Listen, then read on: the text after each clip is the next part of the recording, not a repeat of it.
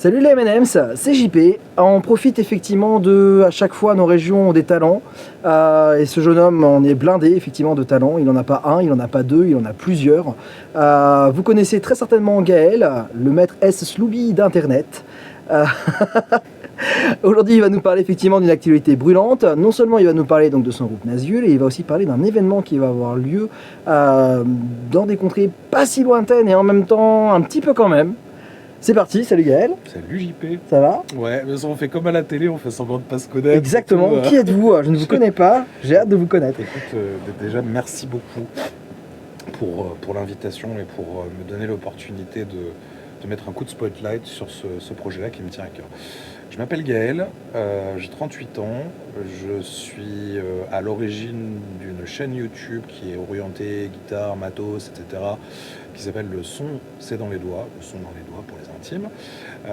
Et à côté de tout ça et de moult autres activités, j'ai la chance d'avoir un groupe de black death, plus death old school, teinté de black, enfin, c'est voilà quoi, qui s'appelle Nazgûl, avec lequel, comme tu le sais peut-être, nous allons bientôt sortir enfin le premier album. Le premier album, oui, parce qu'effectivement, l'album a été enregistré il y a quelques années, il sort enfin Oui. parce que voilà, il y a eu quand même pas mal d'actualités à droite à gauche, il y a eu pas mal de petits trucs à régler aussi avant, mais on va revenir un peu dessus.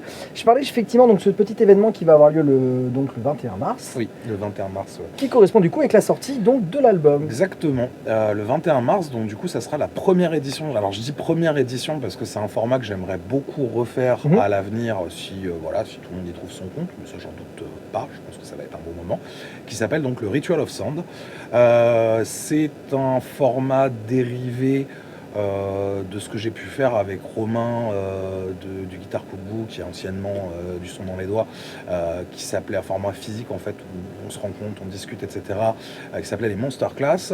On essayait du coup d'amener un petit peu notre, comment dire, une plus-value, tu vois, de parler de musique, parler de guitare, etc., de sortir un peu du cadre de YouTube, de rencontrer les gens, de se déplacer, etc.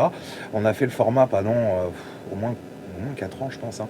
En tout cas, peut-être pas loin de 4 ans. J'ai perdu le compte des dates qu'on a faites. Je sais que ça fait très machin, mais vraiment, j'ai perdu le compte. On en a fait beaucoup. On est allé en Belgique, on est allé en Suisse, on est allé vraiment un petit peu partout. On a même pris l'avion des fois pour... Ah ouais, non mais dingue. Et du coup, voilà. Moi, je suis resté sur ce format-là, donc un format création... promotion d'un projet artistique, qu'est-ce qu'on fait une fois qu'on a le meilleur matos de guitare possible, etc. Et petit à petit, en fait, c'est pas que je me suis lassé, mais j'ai l'impression au bout d'un moment de répéter, enfin tu sais, ça allait sur des rails et tout, donc c'est confort pendant un moment, mais j'aime bien aussi me comment dire... Sortir d'une routine un peu facile. Ouais, me challenger aussi. Et du coup, j'ai eu envie de faire un nouveau format, donc un format un peu plus conférence, qui s'appelle La guitare électrique ou s'entendre n'importe quoi. Donc derrière ce titre ultra putassier se cache une énorme frise chronologique en fait de l'apparition de l'électrification sur l'instrument qu'on aime jusqu'à maintenant des guitares sans tête dans des matériaux qui sont pas du bois.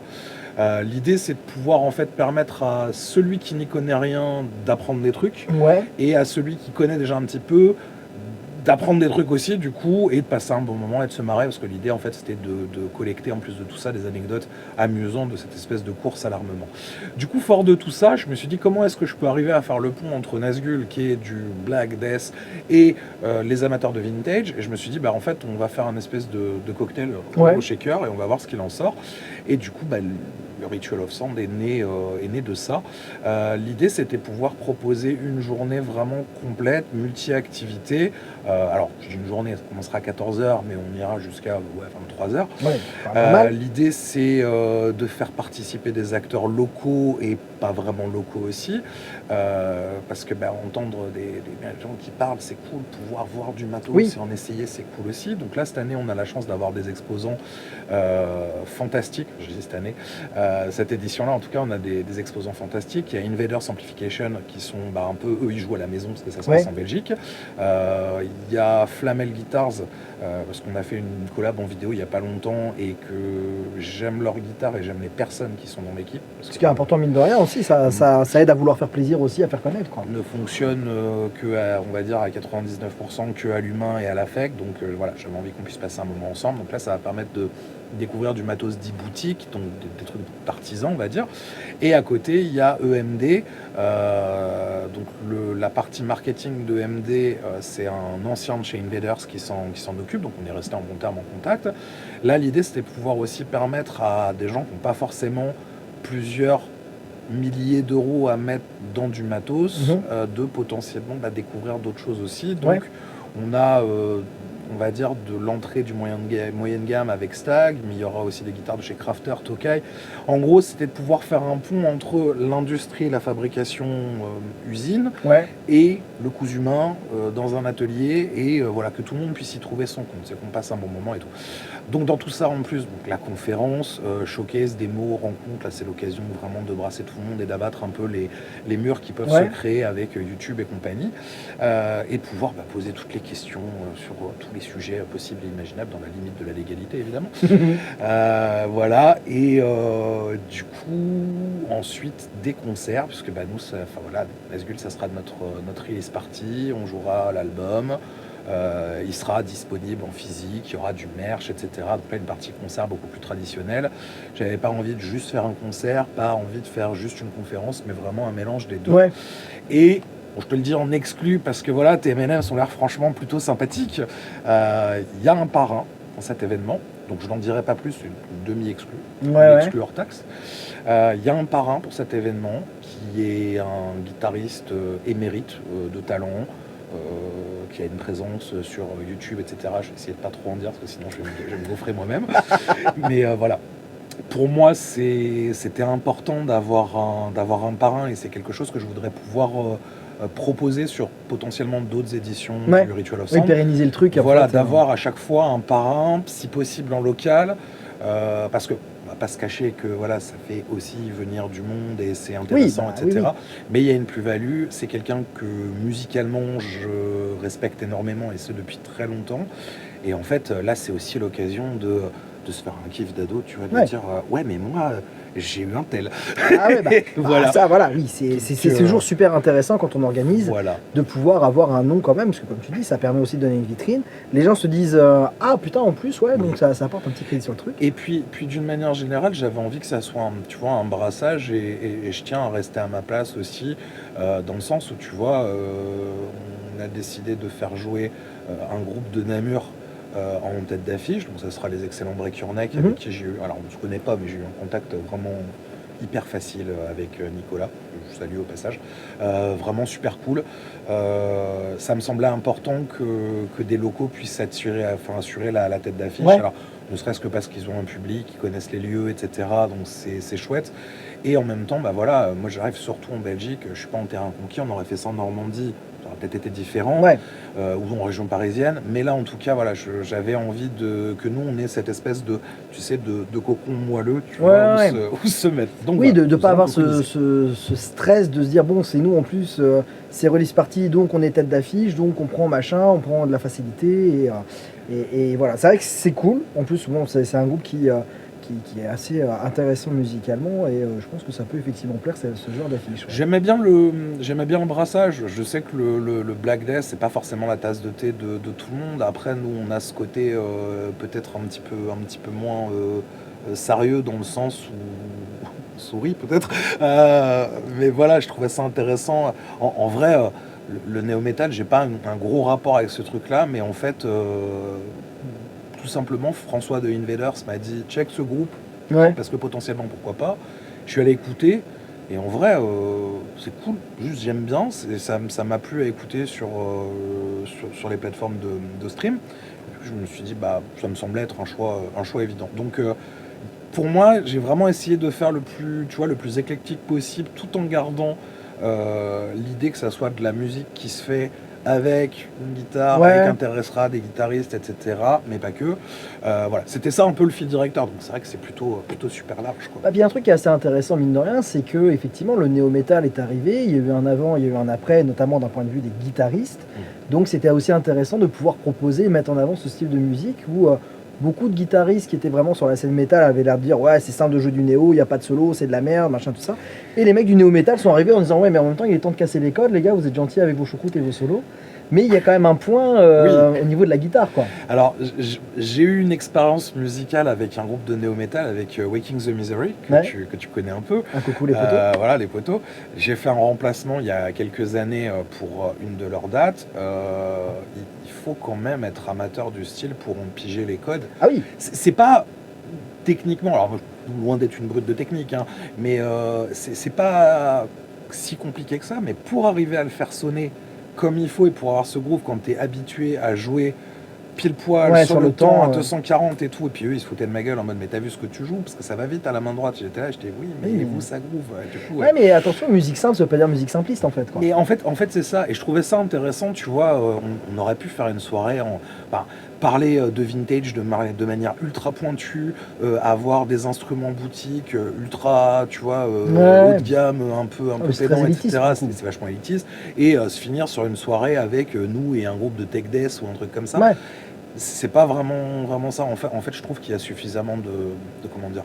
C'est un milieu qui est suffisamment concurrentiel comme ça. Oui. Je pense que c'est pas la peine d'en rajouter et tout. Puis moi, je suis pas dans cette. Je joue pas à ça parce que je sais pas, donc je n'y arrive pas. Donc, non, voilà. mais c'est clair comme ça. Ça met un accent sur un événement musical et pas un événement, comme tu disais, élitiste, où effectivement chaque style de musique a ses codes, a ses tout ça, et bon, certains n'aiment pas forcément rigoler avec ces codes-là, quoi. Pourquoi le choix du coup d'avoir choisi Namur pour jouer là-bas? Oui, parce que du coup, je crois qu'on l'avait pas précisé. Oui, c'est à Namur. C'est à Namur, voilà. Cet événement-là aura lieu en Belgique. Tellement le pif dedans qu'en fait, ça paraît. Oui, c'est évidemment. Vous avez pas suivi. Enfin, ça fait des semaines qu'on en. On en parle. Foutu, j'ai même mis de l'argent dans un post Facebook, les gars. Alors, pourquoi Namur? Pourquoi le Belvédère? Tout simplement parce qu'on avait déjà fait une Monster Class là-bas avec Romain en Belgique en 2021. On avait eu pas mal de monde. Que le public belge avait été particulièrement réceptif et chaleureux. J'en ai gardé un excellent souvenir. Franchement, je compte plus, tu sais, enfin, je fais pas ça pour ça, mais ça a quand même un impact, les petites attentions. Ouais. Et c'est con, hein, mais ils sont tous arrivés, ils étaient adorables. Même ceux à la fin qui étaient un peu pichés, c'était pas relou. Tu sentais juste qu'ils avaient passé un moment. Ils étaient joyeux, ils étaient contents d'avoir passé un moment avec toi et tout.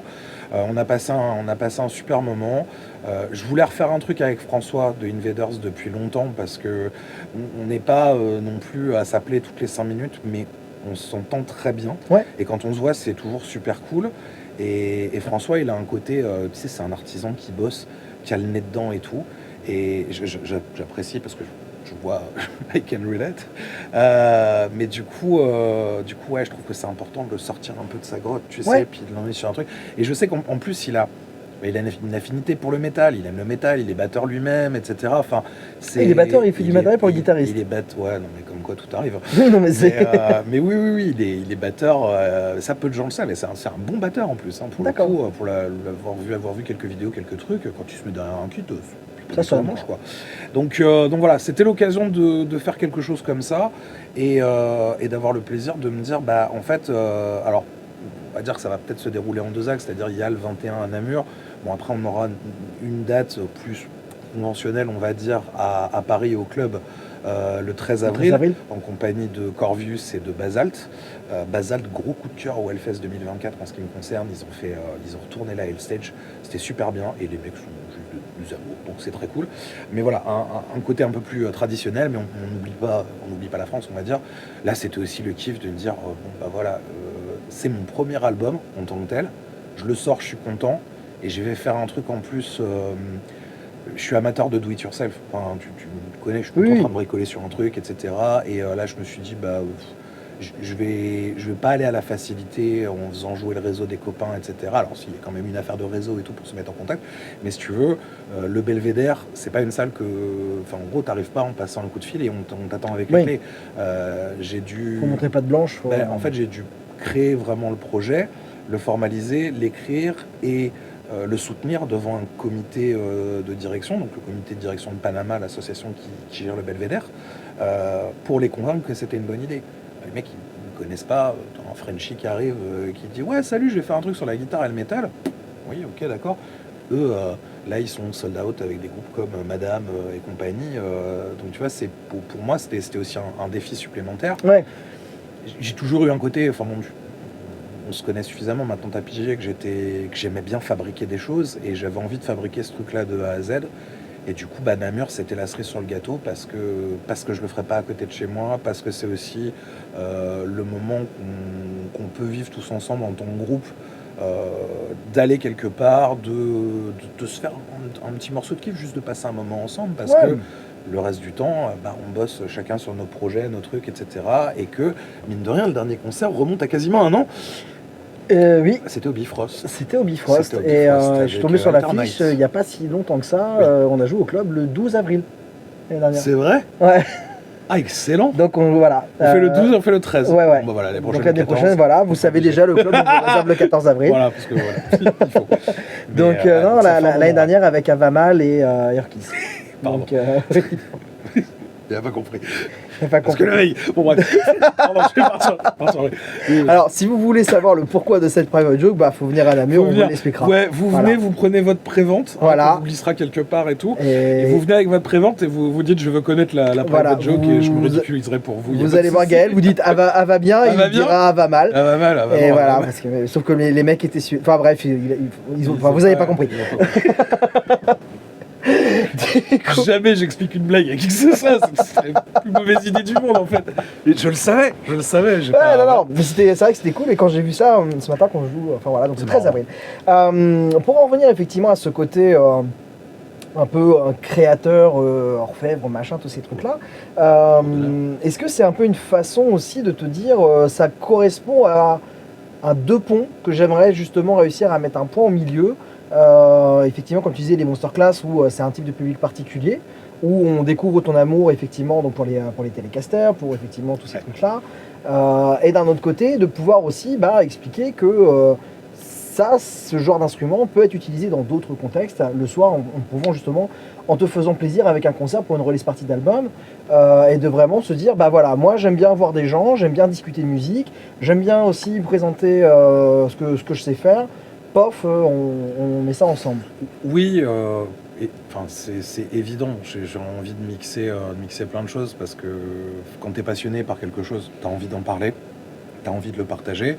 Moi, clairement, la chaîne YouTube, c'est un gouffre à temps et à pognon. Oui. Donc, je le fais parce que j'aime le faire et quand, pour X ou Y raison, je n'ai pas plus envie ou que mon discours ne me semble pas être le bon à ce moment-là, je le fais pas, comme en ce moment je fais un break de vidéo, parce que je trouve ça plus honnête. Bon, là, il va se passer quand même des trucs à ce niveau-là, mais voilà, j'attends aussi un peu un retour. J'essaye de franchir des paliers, tu vois, je me suis dit 2025, j'ai envie d'entraîner de nouveaux formats, de faire d'autres choses. J'ai pas envie... tu vois, de dire aux gens, ouais, je suis là pour vous faire réfléchir, etc. Ouais. Mais je veux pas juste être un amuseur ou un mec qui change des cordes en vidéo, tu vois, ça m'intéresse pas. J'ai envie de pouvoir apporter quelque chose, partager des trucs que j'ai appris à la dure ou avec de l'expérimentation, et effectivement casser certains codes, parce que j'adore le vintage, mais tout ça c'est parce que j'ai fréquenté Julien Bitoun. Donc le mec est tellement, si tu veux, magnétique et polarisant quand il en parle, qu'il finit par t'intéresser.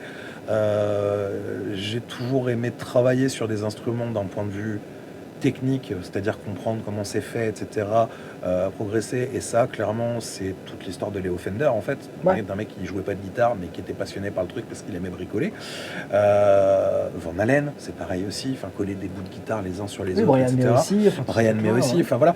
C'est un truc qu'on retrouve chez pas mal de guitaristes qui m'ont influencé à plus ou moins de certains niveaux, on va dire. Qui ont révolutionné quand même le monde de la guitare aussi. Hein.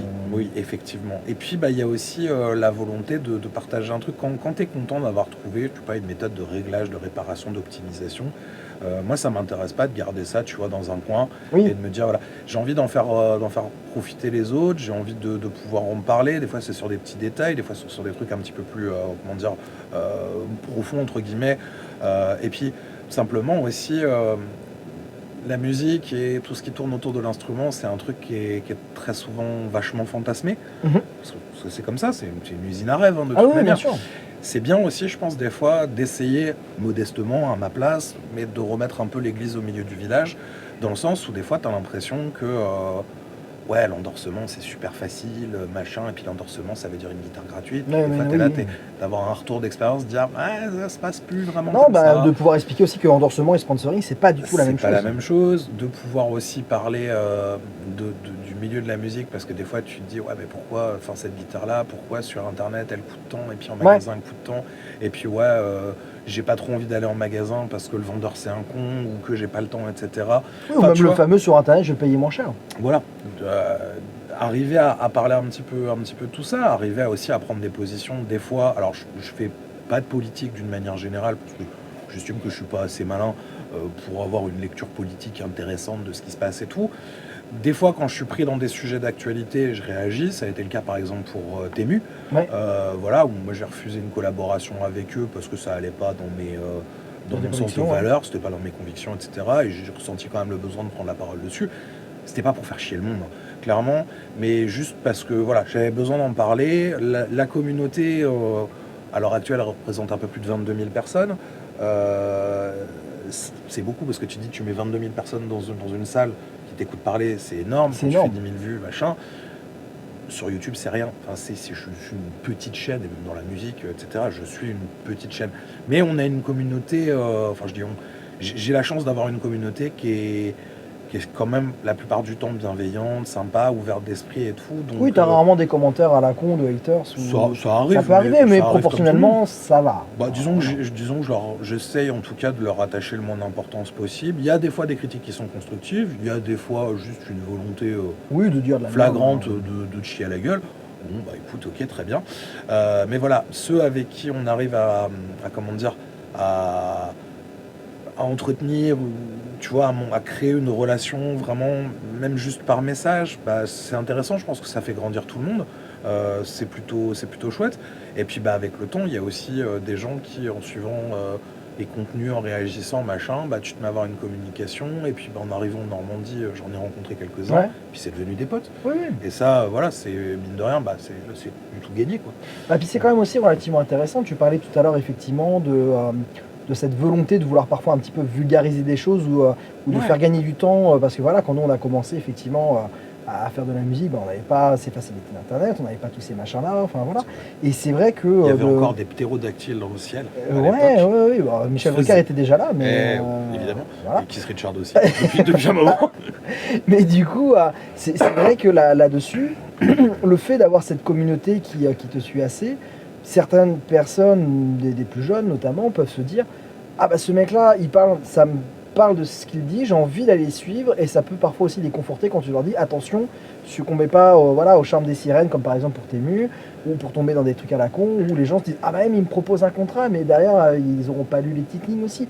Donc comme tu dis, c'est une façon de faire gagner des raccourcis, où quand nous on a commencé, bah, on s'est bouffé des murs parfois sur des Ouais. trucs, en se disant ouais super, on va faire un concert, on va jouer devant plein de monde, au final non, ou ouais en fin de compte c'est super simple de se jouer tel style, tu l'as encore dit tout à l'heure par rapport au néo metal, en fait non, et c'est bien de pouvoir avoir ce côté direct et comment dire assez humain, proche, où dans un événement comme ça, un gamin va pouvoir venir te voir, il ne va pas être obligé d'attendre la réponse à travers une question d'un écran. Il pourra venir te poser directement la question, de pouvoir échanger, tu pourras lui montrer. Et puis jeune et moins jeune, hein, je compte pas le nombre de gens, de gens qui regardent mes vidéos de tous les âges, qui Ouais. viennent me voir, j'aime bien ce que tu fais, c'est cool, je suis, donc ça me fait plaisir. Ah, il y avait une question, oui, vas-y. Alors j'ai une guitare, machin, parce qu'il y a un problème particulier, parce que bon, bah, malheureusement, je peux pas forcément répondre à tout le monde, et j'essaye au maximum.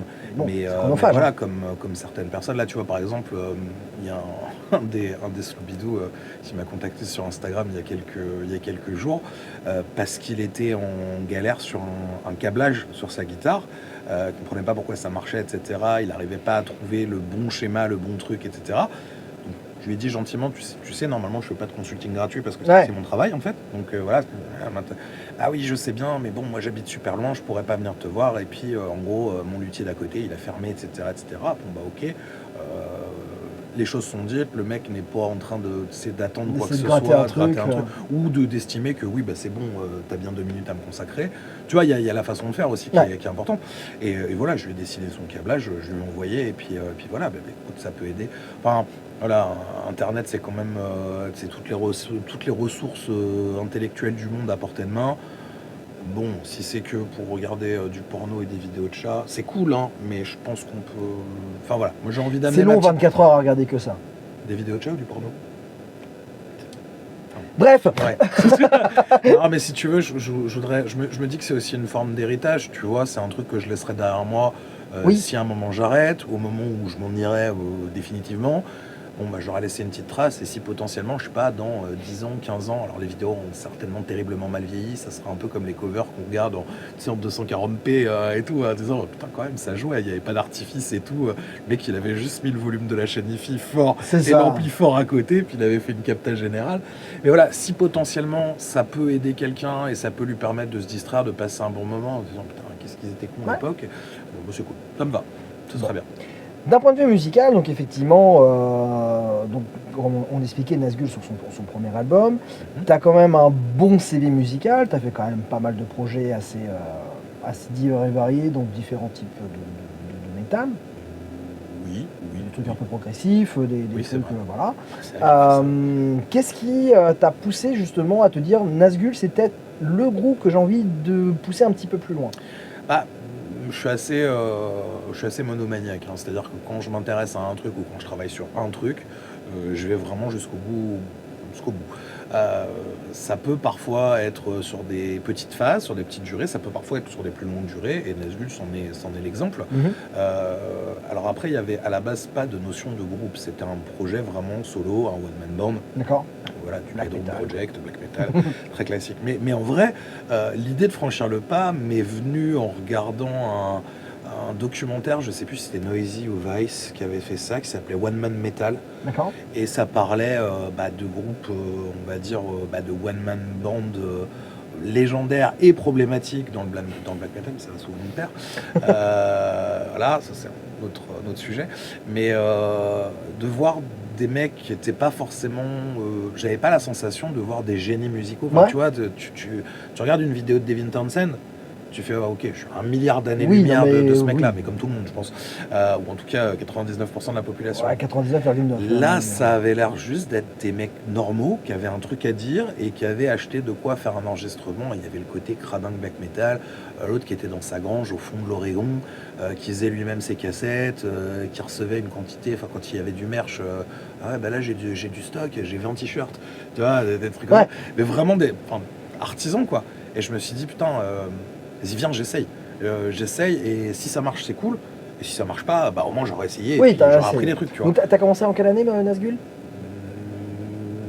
La compo le Pale Witch, on l'a maquetté avec Max à l'époque, je crois que c'était en décembre 2018. Ah ouais. Je me rappelle, j'avais fait un truc que j'avais pas le droit de faire, j'avais taxé une gratte chez Metal Guitar parce que je voulais absolument le faire sur une gratte en particulier, et je n'avais pas les sous pour l'acheter, et je suis parti avec le week-end dans une housse, et le premier truc que j'ai dit à Max, par contre il faut pas qu'elle impète une rayure ou quoi que ce soit parce qu'elle retourne au rayon.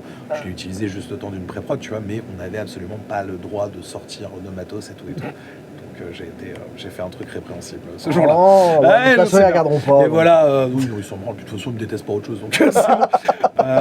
Du coup, décembre 2018, je crois, et ensuite l'EP, on l'a fait avec...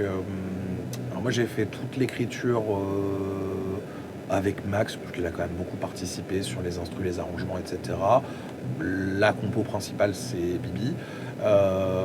Et après, il y a Pierre Danel de Kadinja qui est venu mettre son grain de sel. Et Pierre, c'est... Je pense qu'on confie nos génies sur certains trucs. Pas facile de travailler avec, surtout. C'était, voilà. Mais par contre, quand le produit final il sort, moi je trouve que l'EP, alors qu'il a... alors je suis pas objectif, mais il a bientôt 6 ans. Je trouve que la prod est... Sonnez Maus, ça sonnait bien pour un truc fait dans une piole, c'était pas mal. Donc non, vraiment, vraiment cool. Donc ouais, voilà, sur fin 2018, début 2019, est sorti vraiment 2019 au printemps. Je crois qu'on avait dû le sortir en mars ou en avril 2019, comme quoi il y a vraiment un truc avec le printemps, quoi. Ouais, à chaque fois. À chaque fois. Et on l'avait sorti au club. On avait fait Musicway à l'époque, m'avait programmé ma release party pour un EP de 3 titres. Donc j'étais là en mode oui, je viens, enfin, on balance dans la sono, Ouais, écoute, ouais. on voit un coup. Non, GG de Musicway, je salue au passage parce que Jérôme, c'est quand même quelqu'un qui a été extrêmement présent, extrêmement positif et qui m'a toujours poussé, et là encore ces derniers temps, pour aller jusqu'au bout du truc. Donc ça aussi, c'est aussi un truc. Tu peux faire plein de choses tout seul, mais être bien entouré, c'est ce qui fait la diff entre un projet qui aboutit et un projet qui n'aboutit pas. Et GG, ce jour-là, il m'avait proposé cette release party et on s'était retrouvé avec... si je dis pas de bêtises, ça remonte un petit peu avec Ad Patresse et avec Otargos. Ah oui, quand même. Et bon, moi j'ai dit à GG, je dis on joue à 18h quand il n'y a personne, on joue 15 minutes et c'est bonsoir quoi. Ah non, on va faire Ad Patresse, ensuite toi tu joues. Et aussi, on avait fait les 3 titres de l'EP et une cover, on avait fait King de Satyricon. Parce que c'est un morceau que tout le monde déteste et moi maintenant je l'aime bien, j'aime bien cet album là de Satyricon, ce qui fait en général hurler les amateurs de black. Et du coup voilà, on avait fait mini set de 4 morceaux, ça s'était bien passé comme ça pouvait bien se passer. Voilà, puisque à l'époque c'était, il y avait pas de groupe. Enfin, si tu veux, il y avait Jean-Jean, faut voir qu'à l'époque GG me dit il faut que en gros tu formes des gens, tu trouves un groupe et tout. J'étais ça, sûr de savoir les joueurs. Donc voilà, donc on avait fait le truc, donc sur cette période-là. Et ensuite, il y a eu des concerts, il y a eu une réécriture, il y a eu plein de choses, changement de line-up, des gens qui sont arrivés, des gens qui sont partis et tout. Et là, du coup, c'était pas septembre là, c'était septembre de l'année d'avant, donc septembre 2023. Là, quasiment version finale en fait de Nazgûl, là, plus ou moins un membre qu'on connaît pour le Mency Metal Fest. Et puis voilà, quelques concerts, pas mal d'idées de compos, mais ça je pourrais spécialement développer sur le truc parce que c'est pas... Enfin, je veux laisser ça chance à l'album si tu veux. Oui, non mais voilà, chaque chose en son temps. Mais voilà, c'est un projet au long cours, il y a des longues phases où il se passe rien, puis d'un coup je m'énerve et ouais c'est bon on fait ça.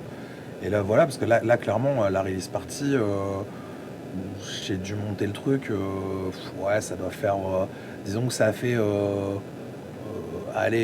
mois et demi que j'y pense et 1 mois et demi que je bosse dessus. D'accord.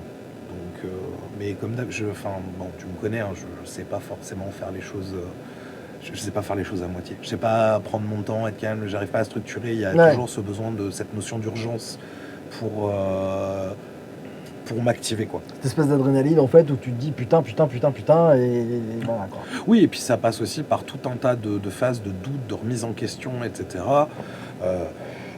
Sur est-ce que c'est une bonne idée, est-ce que je vais y arriver, est-ce que je vais avoir les épaules, est-ce que machin. Et puis un truc, mais si j'avais eu 2 semaines de plus, machin, mais si t'avais eu 2 semaines de plus, en fait, t'aurais été occupé par autre chose, et tu l'aurais pas fait, et voilà. Puis t'aurais pensé à rajouter quelque chose, et puis machin. Et puis voilà, ça serait pas sorti à la fin. Oui, puis de toute façon, l'intérêt n'est pas encore arrivé, donc c'est ce que, voilà, bon, ouais. Encore le temps d'apprendre à jouer de la guitare. Oui, voilà. Donc du coup, l'histoire de Nazgûl est arrivée sur ça, mais alors, les gens beaucoup de personnes se posent la question de comment ça se prononce quand ils voient les 4 lettres, Nazgûl, mais c'est vrai que beaucoup de personnes disent Nazgûl, enfin bon. On a eu plein de trucs, hein. Nazgûl, Nzgûl, Nzegûl, NZGL, il y a des gens qui pensaient parce qu'il y avait GL dans le nom, c'était pour Gaël Léger. Non, Nazgûl quoi. Et alors c'est assez étrange. La seule personne qui a compris tout de suite le concept, c'était vraiment le genre, j'aurais pas parié dessus, tu vois. À l'époque, je travaillais chez Reed Expo, donc grosse société qui faisait de l'événementiel. On travaillait sur l'embryon de Metalhead de convention qui a malheureusement été annulé par le Covid. Et du coup, moi je suis parti après faire autre chose parce que j'ai eu d'autres opportunités qui sont ouvertes et qu'elles étaient plus en phase avec ce que je voulais. J'ai expérimenté, j'ai testé pour vous travailler à la Défense. Et en fait, on était dans les mêmes bureaux que le Comic-Con. Qui est un énorme truc qu'on voit dans les séries et tout, Merde, pas How I Met Your Mother, le truc avec Sheldon Cooper, etc. Big Bang Theory. Oui. Big Bang Theory, enfin voilà, ils vont au Comic-Con, et bah nous on avait l'antenne française, mais D'accord. vraiment la RF et tout. Et le responsable Comic-Con au niveau US, Europe, etc., donc je me souviens absolument plus son prénom, mais un américain, vient un jour, on discute, machin, et puis mec super cool, et puis bon, va bien, métal et de convention, métal, machin, donc me cite quelques références de métal, tu vois, Powerwolf, Dragon Force, etc. Puis je lui dis en rigolant, bah tiens, moi aussi j'en fais, et je lui file le P. Regarde le truc et tout, il voit le logo, l'artwork et tout, et il me dit ah ouais, c'est un rapport avec les Nazgûl dans Tolkien, dans Le Seigneur des Anneaux.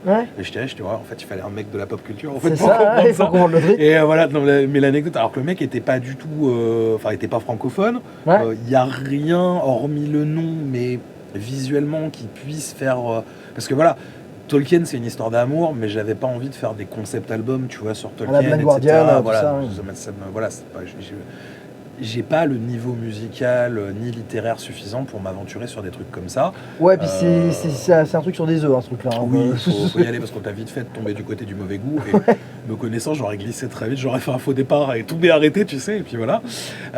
Du coup. Les fameuses deux tours aussi, enfin après les mêmes. Voilà.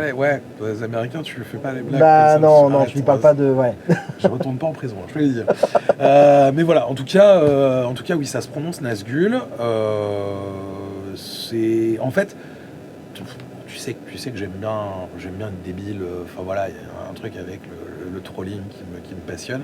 Souvent dans le black metal, t'as un nom qui somme toute ok, cohérent, je sais pas, je te dis une connerie, pensée morbide d'hiver, tu vois. Et t'as un logo illisible. C'est ça. Pâté, à tête d'affiche, pensée morbide d'hiver. Moi je me suis dit je vais faire l'inverse, je vais faire un logo qui se lit un nom imprononçable. Ce qui au final avec le recul n'était peut-être pas forcément la meilleure des idées quand on t'annonce sur les scènes de concert. Mais en même temps voilà, si tu veux, ce truc là, je me souviens vraiment très bien du moment où je l'ai imaginé, où j'ai trouvé le nom, où j'avais envie de ce truc-là, j'ai vu le tout, si tu veux. Ouais. Le nom, le type de logo, la façon de le faire, l'artwork, etc. Parce que l'idée avec la pleureuse, c'est un truc qui me suit depuis un moment.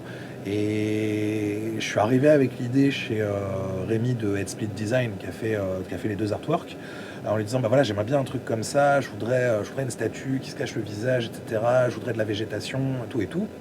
Un truc un peu nocturne, un peu machin. Et il est arrivé. Clairement, le design, c'est le premier qu'il a sorti. Et je lui ai dit, c'est bon, c'est ça. Très bien. La couleur, après, on a eu un peu de discussion là-dessus. Mais on a fait une première édition donc en bleu nuit. Une espèce de bleu qui rappelle le bleu Dissection. Ouais. Parce que, voilà, c'est une manière de rendre hommage un petit peu aux influences. Et une autre édition un peu plus tard, un peu sépia. Alors c'est con, hein, là on parle de couleurs, etc. Mais pour moi ça fait partie du global parce que couleurs, son et tout, je pense que je dois faire vite fait de la synesthésie. Tu vois, le truc où tu mélanges certains sens, et pour moi des fois couleur ça associe à un truc, côté, puis il y a un côté très émotionnel, souvenir, etc. J'aimais bien le sépia, et quand on a travaillé sur l'album, j'ai dit je veux un truc dans cet esprit là, j'ai envie d'avoir quelque chose comme ça, et il est arrivé avec cette espèce de ton un peu gris qui fait un peu jour d'orage, tu sens que c'est pareil, je voulais pas un truc qui fasse trop connoté froid, nuit, glace, etc. Parce que je trouve qu'une journée d'été orageuse, tu sais, où il fait les ciels commencent à être très noirs et tout, c'est tout aussi angoissant. Pour moi en tout cas. Mais donc voilà, c'était aussi une manière d'aborder les choses différemment et juste de donner une lecture du truc, parce que c'est pas du black traditionnel au sens du terme. C'est ce que moi je peux proposer, c'est un mix d'influences et voilà. Oui, c'est vrai qu'on retrouve différentes scènes, différentes vagues effectivement dans la musique de Nazgûl. L'album, je le connais pas relativement bien maintenant. Il y a les touches jazzy, il y a des touches death, il y a des touches, je vais pas dire parfois limite choreuses, mais ce côté où on se dit tiens allez, on libère un petit peu et repart après dans la folie. C'est pas volontaire parce que je suis pas un grand consommateur de hardcore, mais si tu veux en aller par là, les passages jazzy, je vois desquels tu parles. Alors, c'est très anecdotique, on va dire, mais c'est plus histoire d'avoir l'occasion d'utiliser des couleurs et des accords qu'on voit pas forcément dans ces styles-là, et parce que je trouve ça intéressant. Donc c'était marrant de le faire, d'avoir un truc, une espèce de pompe un peu funky jazzy, quoi. Funky jazzy, super. Mineur 7 quinte bémol. Bravo les gars. Voilà, on est sur du jazz Lidl. Mais voilà, c'était intéressant de pouvoir l'amener. En fait, c'est une espèce de synthèse de tout ce que j'aime bien. La plupart du temps, enfin, j'écoute relativement peu, voire pas de métal, et ce depuis quelques années. Non pas que j'ai un désamour pour le truc et tout, mais en fait, je me suis passionné pour d'autres choses. Des musiques un peu moins guitaristiques peut-être. Voilà, et je trouve ça intéressant, ça te permet de nourrir ton tout en fait, tout simplement. Et ouais, des fois, c'est vrai qu'il y a des trucs, je suis complètement passé à côté. Enfin, tu vois, toute la vague hardcore et compagnie. Bon, oui, tu me parles fan de Dying Fetus quand même, donc il y a ces côtés. Est-ce que c'est vraiment du hardcore? Attention, discussion de vieux con. Il y a quand même ces passages corps. Ouais, moi c'est le côté Death bas du front qui sent l'andouillette qui me plaît bien. Bon voilà, pour moi le hardcore ce serait plus un truc genre Hatebreed peut-être. Hardcore, Hatebreed. Oui.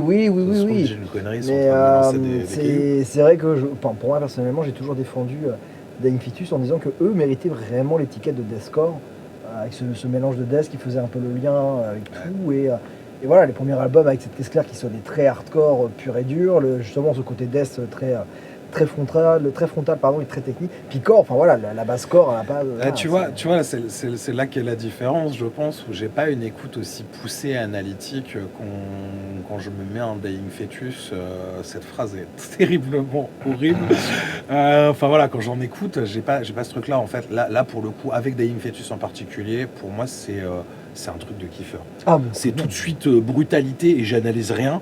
Je suis pas en train de me dire le plan à la guitare est sympa. Maintenant je suis là. Violence, taper par terre, point. Tu vois, c'est clairement... c'est ça qui est paradoxal avec ce groupe-là. C'est cathartique de ouf. C'est que les plans sont hyper chiadés, tous, les trois, franchement.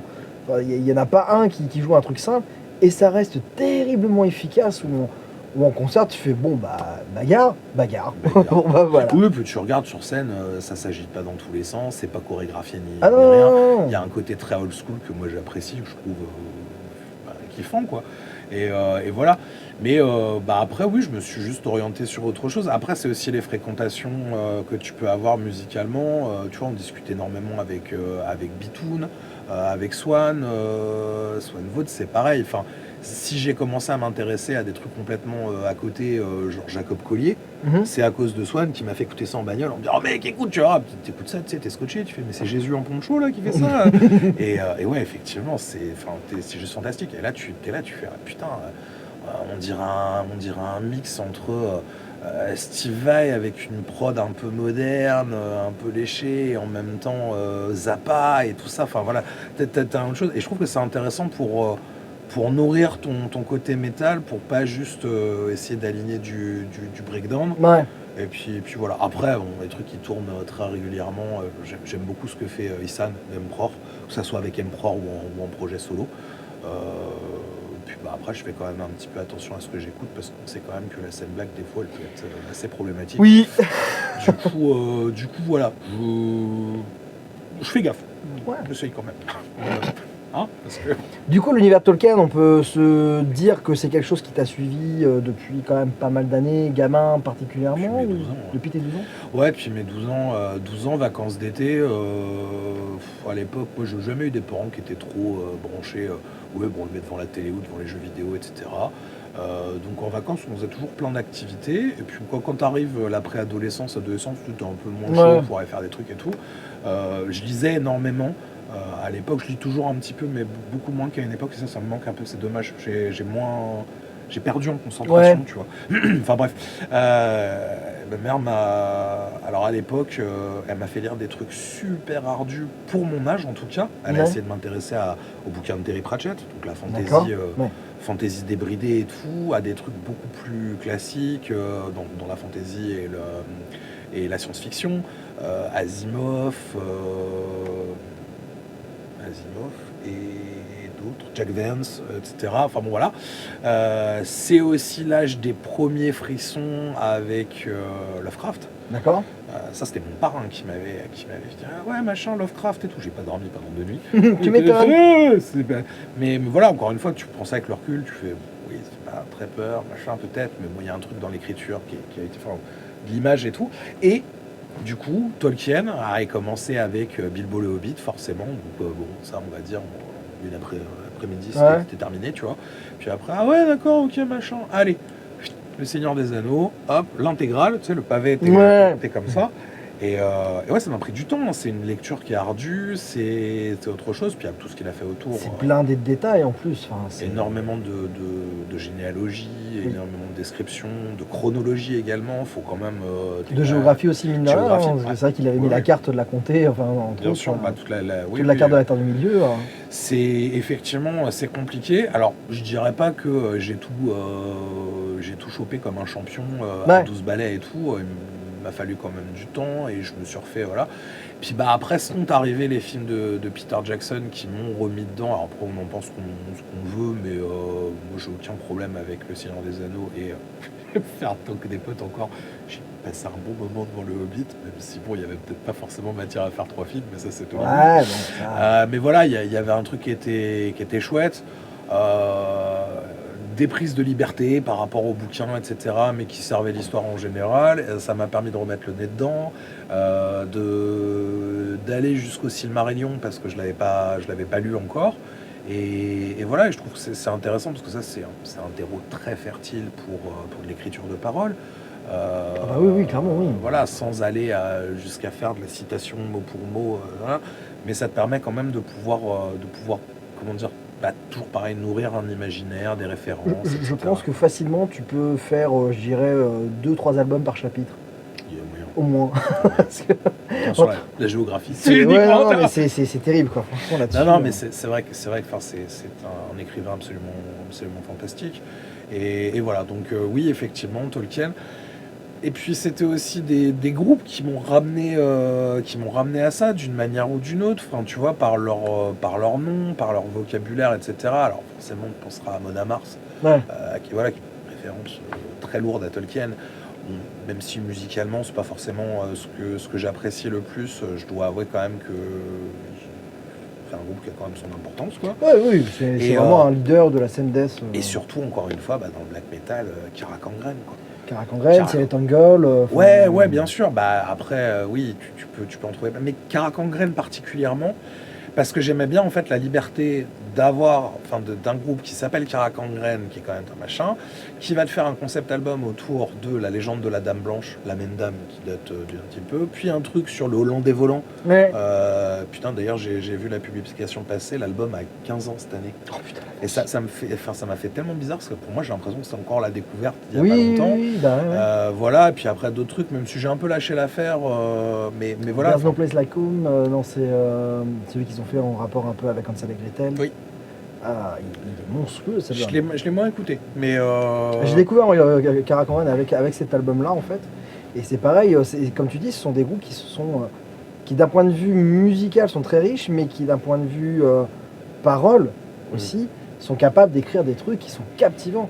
Et c'est assez rigolo justement ce point commun où tu vois énormément d'acteurs de cette scène métal extrême qui sont capables d'écrire des trucs parce qu'ils ont été vraiment captivés tous, en tout cas une grande partie, on va pas dire tous, mais une grande partie a réussi à être captivée par l'œuvre de Tolkien, par l'œuvre de Lovecraft, même Stephen King pour certains trucs. Enfin voilà, c'est. Lovecraft, on y pense souvent avec The Little Ones, mais voilà, moi je trouve ça chouette qu'on ait en France un groupe vraiment tribute à Lovecraft et qui soit connu des États-Unis et apprécié des États-Unis parce que Lovecraft ça reste quand même quelque chose de entre guillemets local, national pour eux en tout cas, et voilà, et voir que des Français s'en sont emparés et que c'est bien et que machin, enfin voilà, grosse fierté. Puis en plus c'est composé de gens que j'aime beaucoup. Le dernier album est très bon. J'ai découvert justement, je connaissais ce groupe-là que de nom, j'avais jamais pris le temps d'écouter. Je me suis dit bon allez, parce qu'il a été bien. Retrouver la chronique d'ailleurs sur Memento Mori, on l'avait chroniqué. Et du coup, il a été bien chroniqué. Je me suis dit, je vais me foutre le nez dedans. Et c'est monstrueux, effectivement. C'est riche. Encore une fois, c'est une intelligence d'écriture musicale, une intelligence d'écriture parolière aussi, si on peut dire. Donc, oui, je suis d'accord avec toi. Donc ça, c'est très très bon. On va arriver un petit peu sur le passage, que là on arrive quasiment sur 1 heure d'interview déjà, à peu de choses près. Désolé, je suis bavard. Ouais, bon, puis mais Mimigou le dira, moi aussi, hein, je suis très très bavard. Oui, bon, d'accord. Ok, je te l'admets celui-là, mais voilà. Il y a toujours un moment où moi j'aime bien en découvrir un petit peu plus sur les personnages qu'on interviewe. C'est maintenant que j'enlève. Non. I usually skip that part. Non, voilà, c'est. Les personnes qui trouveront cette vanne justement du Havamal gagneront un striptease de Gaël. Donc. Pas du tout. Ça n'arrivera pas. Ça n'arrivera pas. Je veux bien vous raconter l'anecdote à la limite si vous venez à Namur le 21 mars. Contactez-moi en DM. Mais non, il n'y aura pas de tout nu. Ce n'est pas possible. On parlait déjà parce qu'il y a des lois contre ça. Oui, mais s'il y a des gens qui payent. C'est un rapport à l'argent, c'est encore une fois le nerf de la guerre. Exactement. Tu parlais effectivement de ce truc-là, de s'intéresser d'un point de vue parfois à des personnes qui vont avoir une intelligence culturelle. Est-ce que tu préfères avoir affaire à un groupe qui va vraiment être intellectuellement mais teubé au possible, mais qui va proposer une musique vraiment géniale, enfin qui va vraiment te toucher, ou tu préférais passer du temps sur un groupe où d'un point de vue du concept et des paroles tu te dis putain je me reconnais complètement dedans, mais alors musicalement qu'est-ce que c'est que cette soupe quoi? C'est compliqué. Hein. C'est compliqué comme question. Je pense qu'après, si musicalement j'accroche pas, ça va être très très difficile d'aller de plonger vraiment dans le truc. L'exemple que je pourrais te donner à ce niveau-là, c'est Meshuggah. Ouais. Même Gojira, que j'ai appris à aimer avec le temps, mais parce que, alors, ce que tu aimes pendant quelques années n'est pas forcément ce que tu vas aimer pendant le reste de ta vie musicale. Je pense que les goûts changent, je pense que c'est intéressant de se remettre en question et se challenger, d'essayer de découvrir des choses. C'est pour ça que, il y a, je sais pas, il y a 15 ans, 20 ans, tu m'aurais fait découvrir quelque chose comme Jacob Collier. Il n'y a pas de double, il n'y a pas de blast, il est sur le guitare et tout. Des fois, il faut peut-être avoir une espèce de maturité musicale, peut-être. J'aurais commencé à dire... Alors, de base, j'aurais tendance à dire il faut que ça me plaise musicalement pour que j'ai envie vraiment de t'intéresser dedans à la parole. Et après, potentiellement, quand il y a un truc vraiment que j'aime pas, j'essaye d'analyser pourquoi j'aime pas. Parce qu'encore une fois, le côté, tu sais, le truc de c'est de la merde, ça voilà. Très propre à notre scène. Ouais, je suis pas trop d'accord. Mais voilà. Ça va demander plus de boulot. Donc j'aurais tendance à dire musicalement d'abord, et puis après vraiment, puis encore une fois, après ça dépend tellement de contexte. Il y a des moments, je pense, où tu as les feuilles suffisamment ouvertes pour découvrir un truc et tout. Mais c'est comme tout, hein. Des fois, tu n'as pas forcément envie de manger un truc super compliqué, etc. Ah ouais, l'omelette toute simple. Ouais, des fois, juste une omelette, c'est cool, tu vois. Et voilà, ou si tu es un peu barbouillé, tu vois, tu te fais du riz. Bah, là, je pense que c'est pareil pour la musique. Il y a des moments où... c'est le bon moment et d'autres où c'est peut-être pas forcément le bon moment. Tu vois, par exemple, quand je sais qu'on va avoir une phase de compo ou que je commence à tiens, là j'ai trouvé un riff, puis un deuxième, puis machin, puis tu sais, amorce un peu la pompe. Je sais par contre que là, dans ces cas-là, j'écoute plus de musique. Pour pas t'inspirer, pour pas que ça te... Parce qu'en fait, après, je pense que c'est un truc que les gens qui écrivent un peu de musique doivent connaître, mais le syndrome de l'éponge, en fait. Ouais. Il y a un truc, je suis ah bah oui, mais ça c'était le riff de en machin, fait, et je casse plus haut, quoi. C'est compliqué. Des fois, t'es là, tu dis, ah putain, il est bien ce riff. Je suis tombé tout à l'heure sur un short sur YouTube d'un mec qui a montré le truc là, et clairement, c'était putain de flagrant, d'un repompage hommage de Children of Bodom sur l'album Are You Dead Yet, où c'est carrément le riff d'intro de Hardline and Second Chicks de Pantera. Ah oui, d'accord. C'est pas la même tonalité, mais c'est la même façon de lancer le truc. Mais c'est flagrant. Après tout ça, je pense que les influences, elles sont là, quoi qu'on le veuille, quoi qu'on en pense. Même les meilleurs ont forcément été. Puis des fois, je pense qu'il y a des rip-offs, ils s'en rendent même pas compte sur le moment, puis personne leur met. Puis depuis des années que ça existe, forcément tous les accords ont été testés, forcément tous les. Il y a des trucs, puis notre scène en particulier, qui est extrêmement codifiée au niveau des trucs, il y a forcément des comment dire.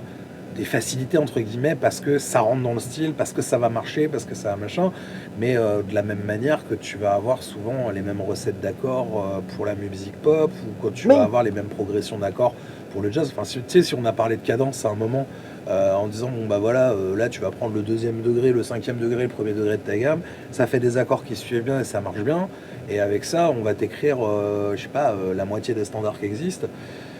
Il y a une sorte de codification et voilà, donc c'est juste qu'après faut voir ce que la personne en fait derrière. Si elle est capable de proposer un truc différent, et puis si des fois c'est un hommage complètement assumé, oui, moi ça me va. Oui, voilà. Par contre, faut pas non plus faire sa prude en disant oh non, pas du tout, j'ai jamais écouté. Bah, pas... ouais. mais c'est comme, c'est comme aussi, tu sais, en travaillant avec d'autres musiciens, des fois, tu vois, il y a le truc de ah oui, mais non, ça c'est pas possible, c'est trop machin, trop truc. Puis t'es là, ouais, mais en fait, alors si c'est assumé et juste c'est kiffant de le jouer et pas dans un moment tu vas te prendre pour du Plantier moins le quart. Où est le mal? Ça fait partie de tes influences et tout. Si clairement t'es pas en train de repomper des riffs, oui, voilà. C'est important de se faire plaisir et de pouvoir assumer ses influences. Mais c'est comme dans tout en fait, faut doser. Voilà. C'est toujours important. Exactement. Voilà. Toujours dans le même esprit, tu te retrouves bloqué dans une pièce pendant 15 ans. T'as le choix entre 2 CD. Voilà. Oh, le CD que tu adores mais qui est rayé comme pas possible, qui va être impossible, qui va sauter vraiment toutes les 2 secondes. Ou ton pire CD de la vie mais qui lui par contre est nickel génial. Est-ce que tu arriveras à passer une journée sans musique ou tu seras obligé de te dire bon bah tant pis, fais chier. J'arriverai à passer une journée sans musique. Passer 15 ans sans musique, ça serait beaucoup plus dur. Encore une fois, c'est une question de ce qu'il y a d'autre à faire dans cette pièce. Ouais. Voilà. C'est si effectivement je suis assis par terre, qu'il n'y a rien et qu'il y a juste un lecteur CD et ces 2 CD, là ça va être très très difficile effectivement. Je pourrais m'en passer difficilement. Ça m'arrive de temps en temps. Il y a des moments où, vu que je travaille beaucoup avec les mains, etc. Je n'ai pas forcément, une attention dirigée vers quelque chose. Donc la musique c'est une chose. Après, j'aime bien aussi un livre audio, un podcast intéressant, un documentaire, ce genre de choses. C'est aussi moyen de se cultiver, tu vois. Justement, on te dit bon, allez, on est sympa, on t'en retire les CD, t'as le choix entre 2 bouquins. T'as la collection d'Arlequin qui est nickel, génial, toutes les pages, ou ta collection de Tolkien où il manque une page sur 5. Ouais, mais il manque une page sur 5, c'est pas grave parce que s'il faut, c'est la page qui manquera, ça sera des descriptions de géographie. Et ça ne poutrera pas l'histoire. Non, la collection Arlequin. Non, j'ai cru que tu allais me faire le plan de me demander ton album préféré avec lequel tu partirais. Si, c'est ce qui arrive après, non? Ouais. Ah putain. Okay. Mais encore plus traître. Ok. Ton album préféré que tu pourrais conseiller pour que les gens découvrent ton univers. L'album qui pourrait décrire Gaël. Je peux en faire 2, un qui a à voir et un qui a rien à voir. Allez. Celui qui a à voir, ça serait Death Comes Through a Phantom Ship de Kara Kangren. D'accord. Parce que ça a été quand même une grosse influence pour le coup. Le son de guitare est absolument affreux.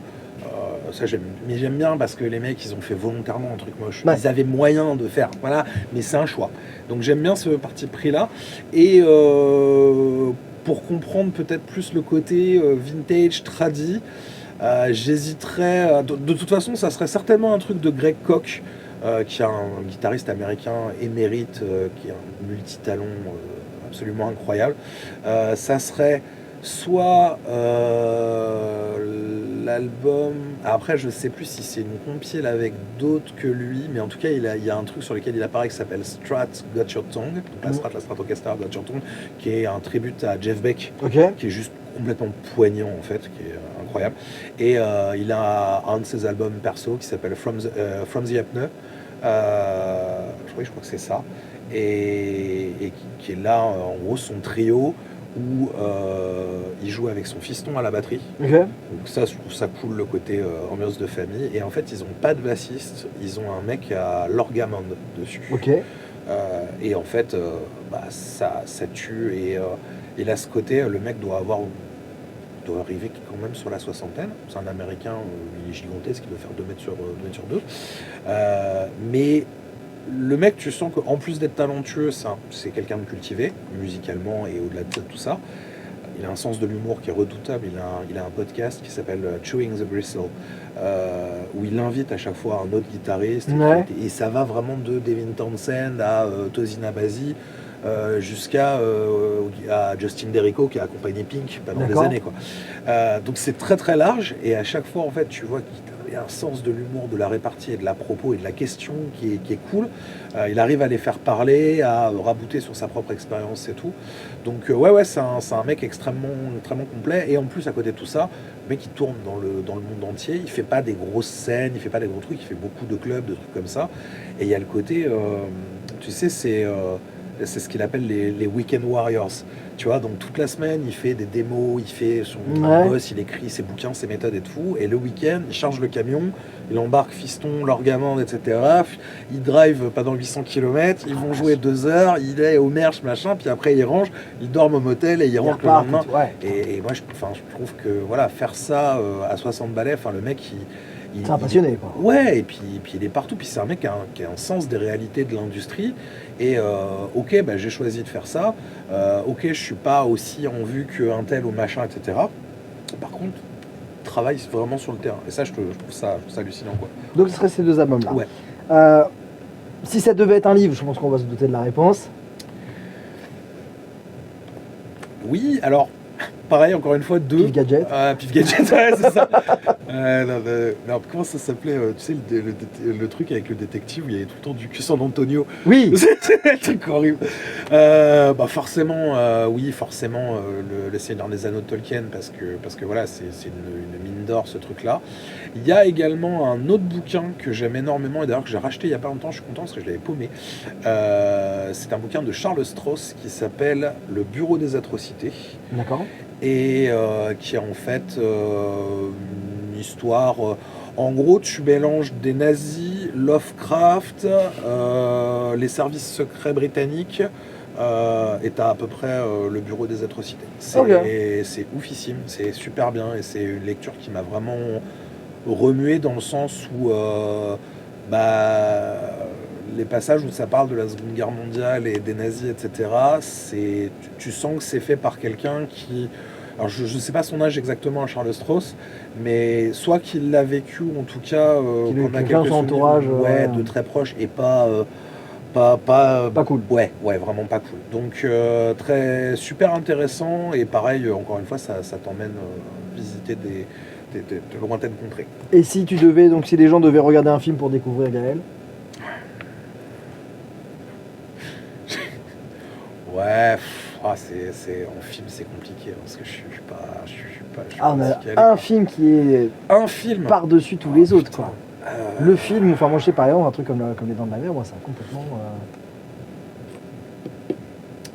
Là comme ça, peut-être que je vais re-regarder l'interview, je vais dire mais non, mais c'est pas ça. Mais là tout de suite, j'ai d'excellents souvenirs de mes jeunes années VHS, Army of Darkness.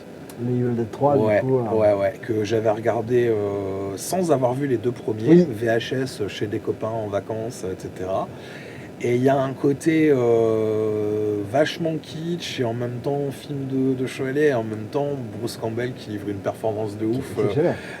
Voilà, et puis une histoire un peu fantasy, mais un peu, je le classe un peu dans le même genre, tu vois. Moi, c'est des films d'enfance, entre guillemets, ça, Willow et tout.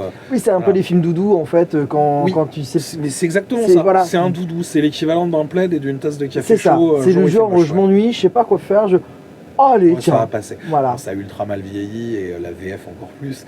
Mais oui, mais alors tu vois, j'arrive pas à regarder en VO. Parce que je suis tellement habitué aux voix françaises. Il y a des films comme ça. Tous les films de ces années 90, début 2000, on est tellement habitué aux intonations de voix parce qu'on a bouffé les bandes, on les a regardées, on les a tout ça. Ouais, puis on avait des doubleurs, on a toujours des très bons doubleurs, oui. On avait des doubleurs légendaires à cette époque-là. Régnier dans Bloodsport, il est quand même hyper problématique maintenant. Mais... Oui.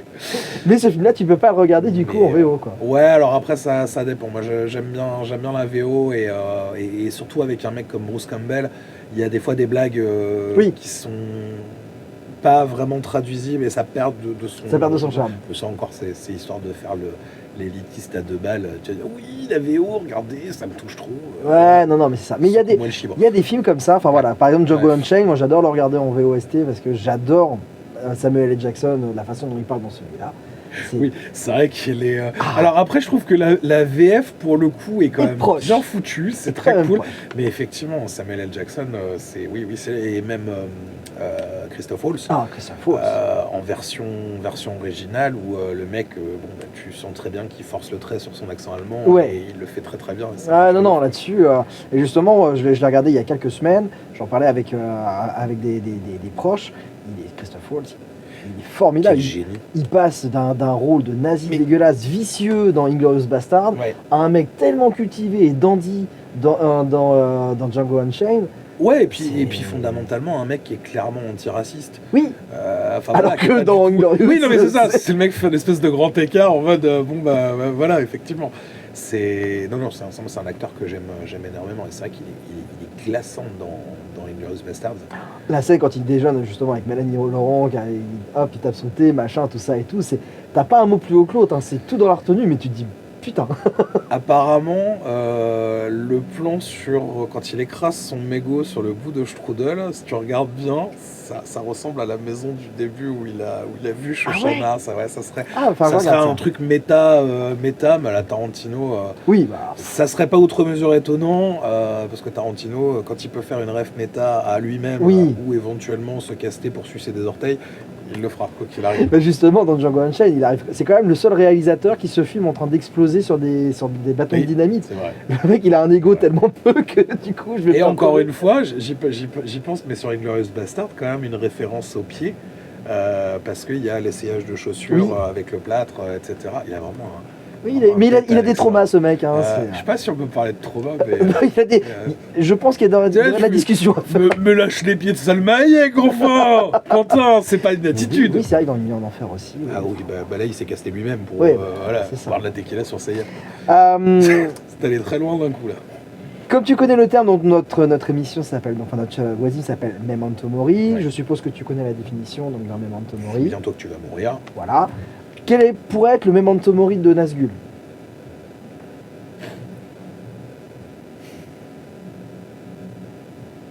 La version physique du premier EP. Ok. Ouais, ça sera vraiment le truc. L'aboutissement, Ouais. C'était. J'en ai conservé très exactement. Il m'en reste un exemplaire, le mien, machin, qui est encore sous blister, etc. et tout. La première édition, donc en bleu. J'ai même pas la deuxième et tout.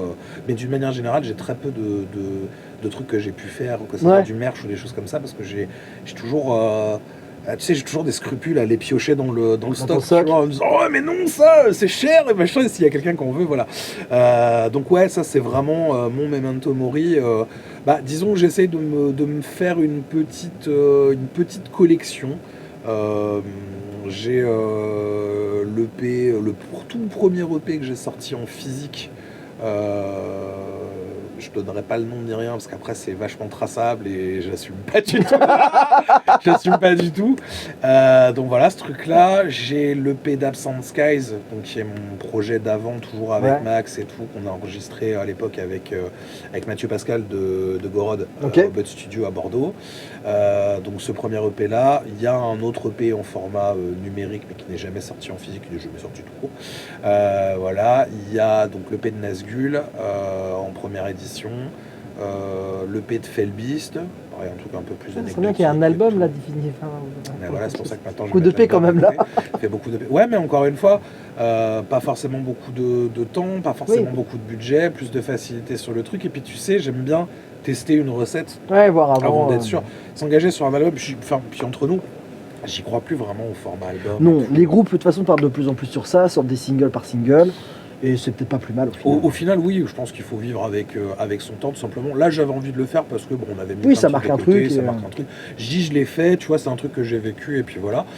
Non, voilà. Si parmi les M&M, s'il y en a un qui a la V2 de l'EP, c'est le couleur sépia et qui potentiellement veut je pourrais le racheter. Parce que je l'ai pas et j'aimerais bien compléter ma collecte. Mais ça serait un peu ça mon Memento Mori, tu vois, mon truc de me dire, voilà, si toutes ces années de travail, de joie, de trucs moins joyeux, de périodes de machin, ça peut être symbolisé par ces petites piles de plastique, tu vois, c'est quand même, c'est ouf quand on y réfléchit, ça fait un truc. Ça fait un truc quand on reçoit son premier enregistrement, quand on se réécoute. Ça fait quelque chose. Ouais, puis quand tu regardes en disant putain, c'est vrai, j'ai fait ça. Quoi. Ouais. Tu te rends compte, il y a même pas 5 minutes, on parlait de pied de Quentin Tarantino. et là, Ouais, non, c'est ça. Et le Memento Mori de Gaël Liget, donc ça serait quoi?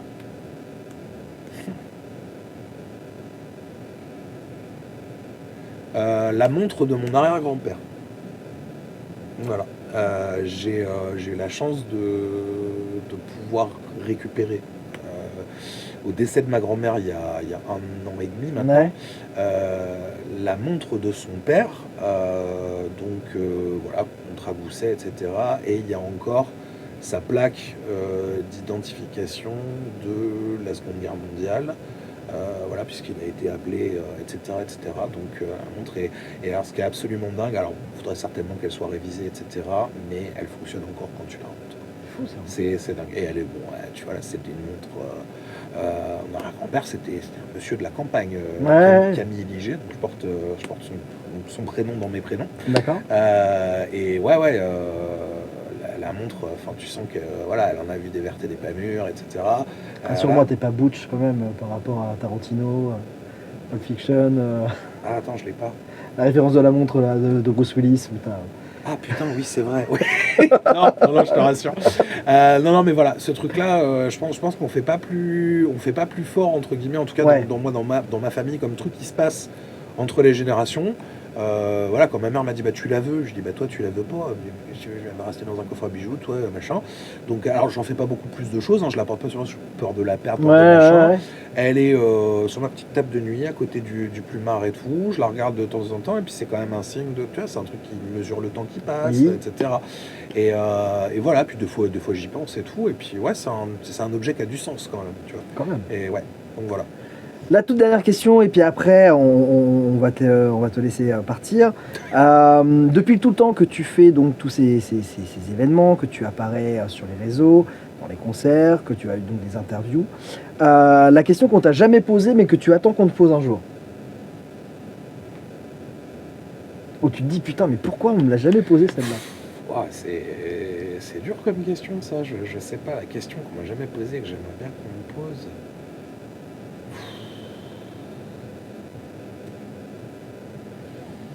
Là, comme ça, je vois, ça va faire une longueur, hein, je suis désolé. Hein, je ne vois pas.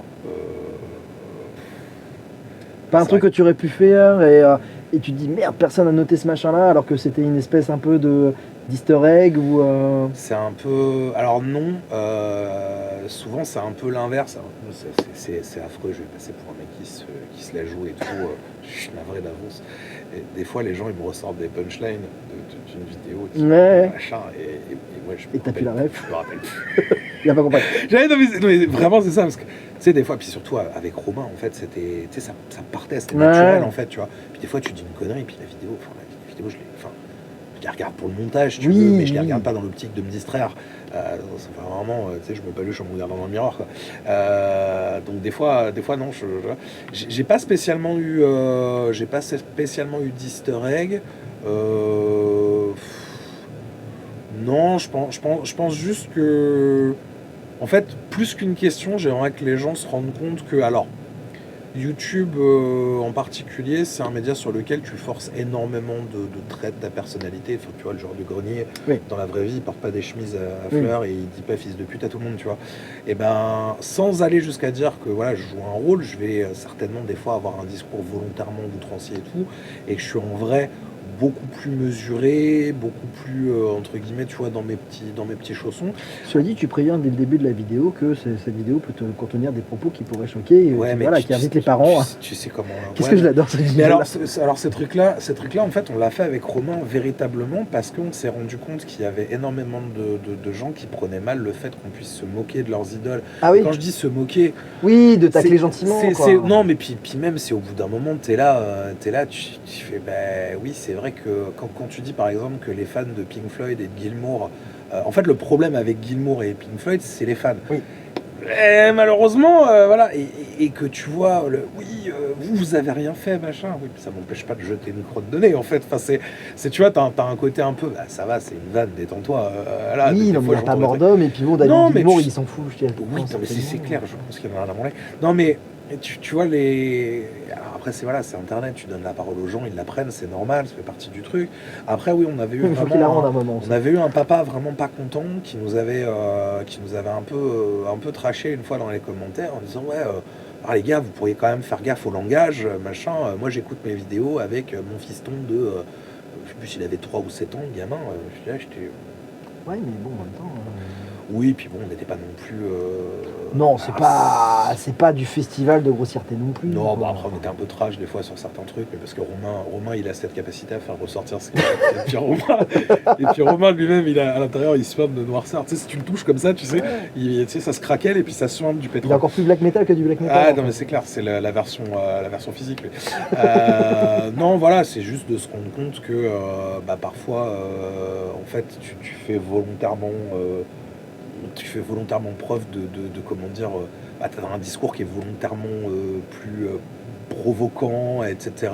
Et que voilà, et ça n'enlève rien au fond du discours. Oui, côté sale gosse aussi, qui est propre métal aussi. Ouais, voilà, et puis, mais après, faut se rappeler que, voilà, j'aimerais en fait que plutôt qu'on me pose une question, plutôt que les gens se rappellent que moi je reste avant tout là pour partager ma passion, pour partager des trucs avec des gens, que je le fais sur globalement mon temps, mes deniers, et je suis pas en train de faire je suis rentré en religion et tout machin, juste en fait se détendre, et globalement si ça te plaît pas ou que ma tronche te revient pas ou que tu me trouves que je me la pète ou quoi que ce soit, oui voilà, te prends pas la tête, il y a plein d'autres créateurs de contenu super sur internet, bien meilleurs que moi, donc vas-y go quoi. Ça serait ça, ouais.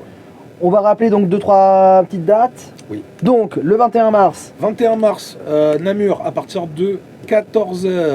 Donc voilà, si vous prenez bien votre prévente, parce que c'est cool, ça nous permet de nous ajuster, de voir venir. 14h, du coup, showcase. Il y aura de quoi manger d'ailleurs pour les gens là-bas ou pas? Il y aura surtout de quoi boire. Ah, bon. À partir de 14h. Mais après, je sais pas s'il n'y aura pas un food truck devant, je sais pas, faut jouer avec le Belvédère. En tout cas, il y aura à boire, quoi qu'il arrive. Puis après, on est en Belgique, clairement, tu tapes sur un réverbère, t'as 12 frites qui tombent. Il y aura de la fricadelle, quoi. Donc voilà, à partir de 14h, démo, showcase, rencontre, conférence, concert et un parrain exceptionnel. Que vous saurez bientôt. Voilà, donc n'hésitez pas à suivre la page de Ritual Sound et de Gaël. Exactement, sur l'événement Facebook. Et du coup, après, ça sera le 13 avril avec Corvus et Basalt. Au club à Paris. Et donc 21 mars, sortie donc de l'album de 21 mars, sortie de l'album de Nazgûl. Qui s'appelle Tales from the Pale Moon, donc qui est le titre de l'EP, and Other Stories, puisque du coup... Tu reprends des titres de l'EP. Alors, il y a les 3 titres de l'EP, effectivement, parce que j'avais envie de la refaire différemment avec Jessie, la chanteuse de l'époque, qui a aussi amené beaucoup sa patte dessus, donc j'avais pas envie de les enlever ou de modifier quoi que ce soit, c'est un travail qui a été fait et qui a été super. Voilà, et puis ensuite d'autres compositions. Donc on arrive sur un 9 titres, donc les 3 de l'EP Revisited et 6 autres. Voilà. Ok. Et puis donc après la chaîne donc YouTube, le son c'est plus parfois donc les Monster Class. Voilà, Monster Class, alors Monster Class en tant que tel.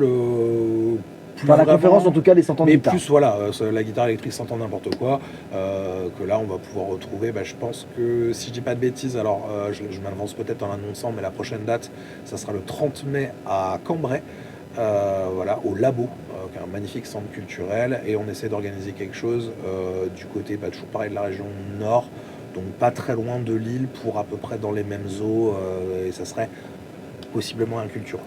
Ok, voilà. Cool. Gaël, merci d'avoir pris le temps pour répondre à tous ces trucs-là. Merci pour ta patience et pour ta maestria technique. Merci à tous. Voilà, ça a été une longue interview. J'espère que vous n'êtes pas ennuyés. C'était chouette de pouvoir discuter un petit peu tout ça et d'avoir un côté, on a pu aller vraiment dans tous les sens. On a quand même parlé de Tarantino, de sa fascination pour les c'est ça qui est très très bien. Voilà, je suis vieux, j'ai du mal à me relever. Et voilà, merci beaucoup à toi. Merci beaucoup à Memento Mori. Et je ne vous souhaite que le meilleur, les amis. Merci beaucoup. Allez suivre la scène, la scène. Allez, tu vas dire quoi? Allez suivre la chaîne donc de ce jeune homme. N'hésitez pas, comme d'habitude, à partager tout ça. On ne cesse de le dire, nos régions ont du talent. Mais soutenez notre scène, soutenez-la. Clacos. Mais carrément, carrément. Nos régions ont du talent. Nos régions ont du talent. Non, on a une scène. C'est comment il s'appelle chez toi? C'est les M&M's, c'est ça? C'est les M&M's. Voilà. Bisous les M&M's. Prenez soin de vous. À très très bientôt. Ciao.